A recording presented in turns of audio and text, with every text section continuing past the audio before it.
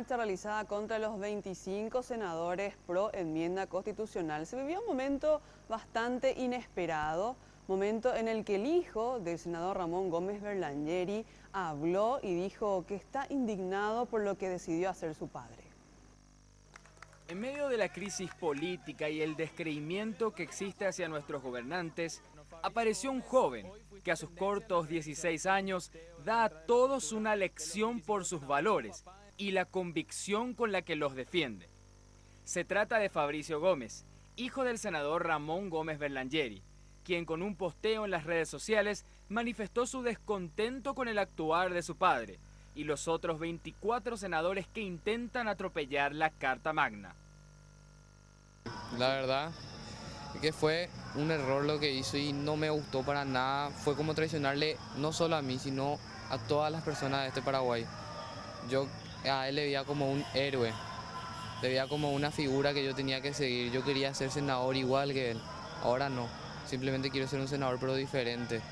Ojalá el día de mañana se dé la oportunidad. Ahora lo único que pido es que él vea su error, comprenda, analice y cambie. Y le dije que para mí fue una mala decisión y que si no quería perder a un hijo que cambiara y todo eso, pero no. Él dijo que hacía todo esto por su hijo y yo le dije que si hacía esto por su hijo, que no debió tomar esa decisión. El senador Gómez Berlangeri dijo al respecto que su hijo solo se dejó llevar por las publicaciones de la prensa, a lo que Fabricio respondió. La verdad que no me dejé llevar por la prensa.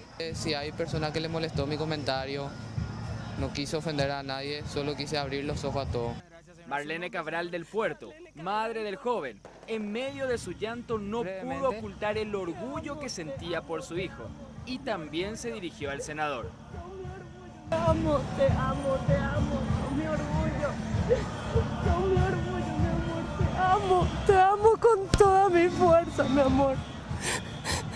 Te amo, mi vida, estoy orgullosa de vos. Hijo, porque no esperé, porque todos somos políticos dentro de la familia y siempre me reservé, siempre traté de tener una conducta al respecto y una cordura a lo que estaba ocurriendo. Jamás le inculqué nada, justamente por respeto a él.